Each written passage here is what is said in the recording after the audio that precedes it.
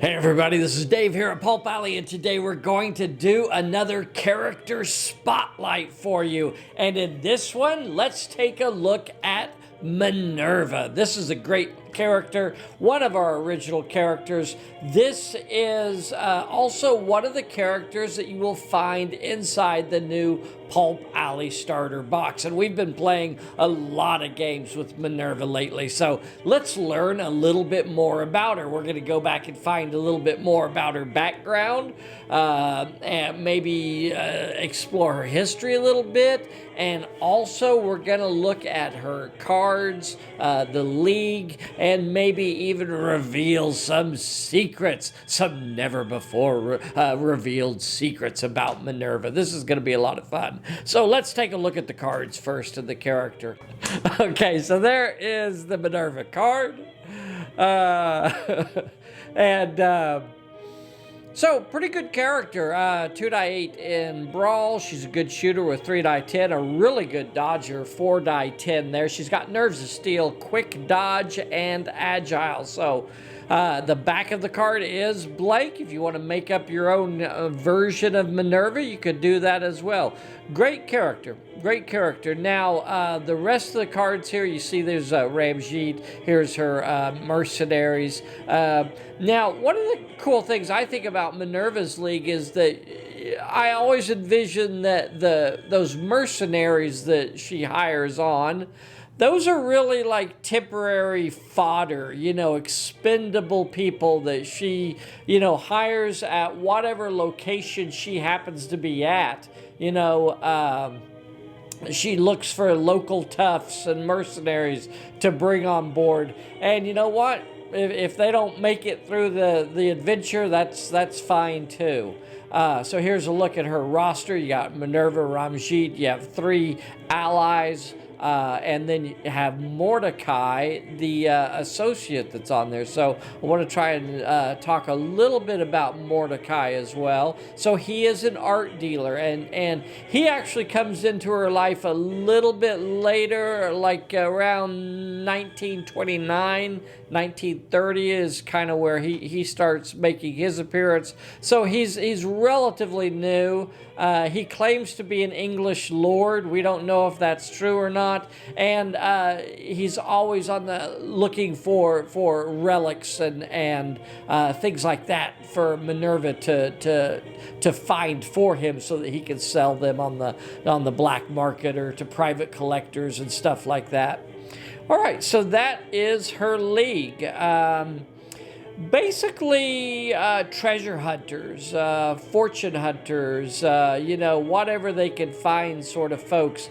Really, they're the sort of league that really works for whoever will pay them, and they'll go off on that. So that's why they're often referred to as Minerva's mercenaries. So let's talk now a little bit about her history. Now, there are some things that are kind of shrouded still and unknown about her. Her history, as far as our story knows, doesn't start until 1919. We don't know exactly when she was born. We don't know really what her family is, although she has used the surname of Ivanova. In occasionally, but then she's also used other aliases as well. So we don't really know if that's her surname or not.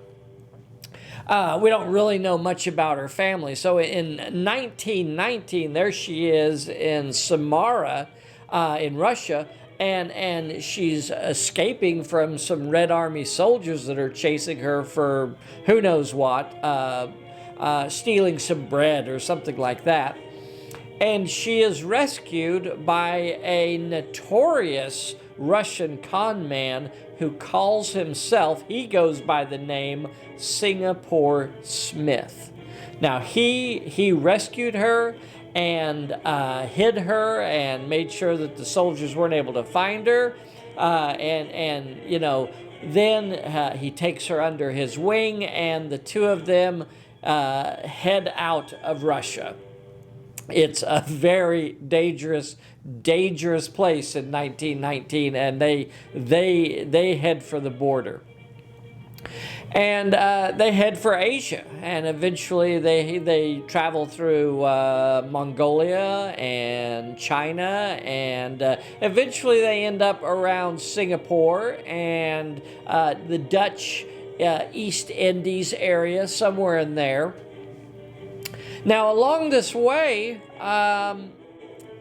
Singapore Smith really teaches Minerva his craft. So he teaches her pickpocketing, and he teaches her, just sleight of hand and how to con people and trick people. He teaches her how to forge documents. He teaches her how to create fake treasure maps, which he then sells over and over again. So that was one of his big money-making tricks, was to sell these treasure maps. That's really one of the things he was notorious for. Now, by 1924, the Dutch authorities actually catch up to Singapore Smith in Surabaya, and that is where he is finally caught selling one too many treasure maps to the wrong person, and he is arrested. Now, Minerva is not caught. She is free, and before long she joins up with Captain Wolfe's crew. And she becomes a sailor on his crew. They become very close, and they are friends, and she works with him for many years. Now, it's around 1928 that things really come apart for them. And it goes down to one specific incident when Captain Wolfe, he was carrying a cargo of some illegal goods, and a Dutch coastal defense ship comes up on him. Well, he doesn't want to get boarded, and so he knows they're signaling for him, and he turns and he makes for the fog bank around Komodo Island. He thinks, if I get into that fog bank, they won't be able to catch me there. Now, Minerva tries to talk him out of it. And the story is kind of, really here, it gets down to who's telling the story. But since we're talking about Minerva, we're going to tell it mostly from her side of things. So she says she tried to talk him out of it, tried to convince him not to run because the ship, there was no way they were going to be able to reach the fog bank before the ship started taking fire from the Dutch. Wolfe wouldn't listen, and he goes full steam ahead, and he decides, I can make it. He always counts on his luck to get him out of everything. But before they get to the fog bank, the Dutch do open fire on them, and before long the shells are striking the steamer, and several explosions on the steamer, and one of them catches Minerva. She is blown off of the steamer, and she lands in the water. Now, several crew were actually hit during this attack.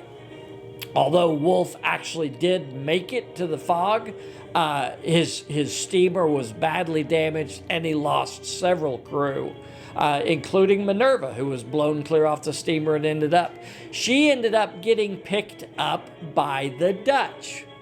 Other than losing her eye, she made a full recovery. She was fairly angry at Wolfe over the whole situation and how it played out, and also because of pressure from the Dutch authorities, she cut a deal with them and said, well, if you'll drop all the charges against me and Singapore Smith, I'll show you where to find Captain Wolfe's ship. I know where they'll go to. And the Dutch agree, and before long, several ships track down Captain Wolfe's steamer, where it's being repaired, and they sink it.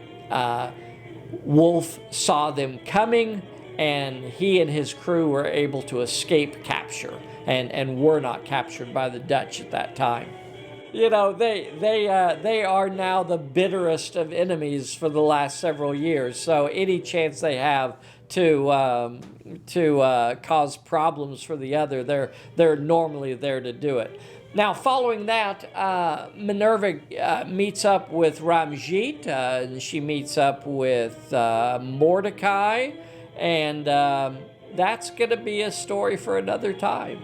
I hope you're enjoying these character spotlights and learning a little bit more about the Pulp Alley characters. Let us know if there's a character that you would like to know more about. Leave a message down below in the comments, and while you're at it, make sure you click that like and the subscribe button. If you're already a subscriber, be sure and hit that bell so you'll be notified when we upload a new video. And that's all the time we have for tonight. We will see you next time. Bye, everybody.